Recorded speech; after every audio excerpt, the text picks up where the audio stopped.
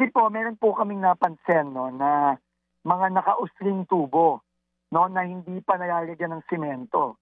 So tinignan po namin ito ni Mayor Magalong at nagulat po kami, halos hindi ho nakapasok sa sa lupa, nakapatong lang. No?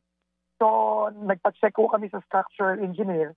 Ang tawag po pala dito ay whip hole. Ang ibig sabihin po nito ay kailangan po ito para kumolekta ng tubig na pumapasok sa loob ng lupa at para hindi stay yung tubig dun sa struktura, ilalabas po yon. Pero dapat po daw ito ay minimum mga 1.5 to 2 meters. Yung pong nakita namin, wala pang 1 feet, wala pang 1 foot. No? Mm-mm. So para talagang palamuti lang, parang props lang ang ginawa. Oo. So similar din to sa mga nakita nating mga ibang struktura na halimbawa yung sa Mindoro, yung dapat 12 meter na sheet pile 3 meters lang. No? So klarong-klaro po to, ginagawa po itong pandarayan itong mga contractor dito sa La Union. Oo. So, paano po ba, Sec, para lang po maintindihan ng mga taga dyan sa La Union, lalo yung malapit sa area, kapag ganyan yung ginamit doon sa sinasabi po ninyo na whip holes, ano po yung safety nito para doon sa komunidad? Posible bang bumagsak po yan pagka sobrang, sabihin na natin, hindi kalakasan o malakas yung pag-ulan, babagsak agad? Ganun po ba yon? Isa po yan sa mga safety structural na kinakailangang ilagay, na measures.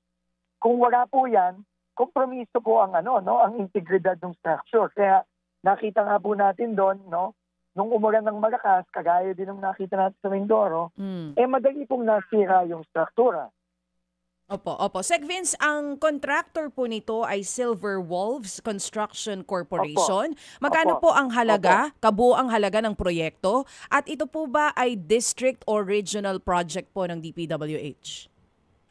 Opo, mukha po ito ay regional, regional na project, Ang binavalidate pa ho namin yung amount, Pero mukhang umaabot ng mahigit 200 million ang ang proyektong ito, So, pero binavalidate pa po namin ito ngayon.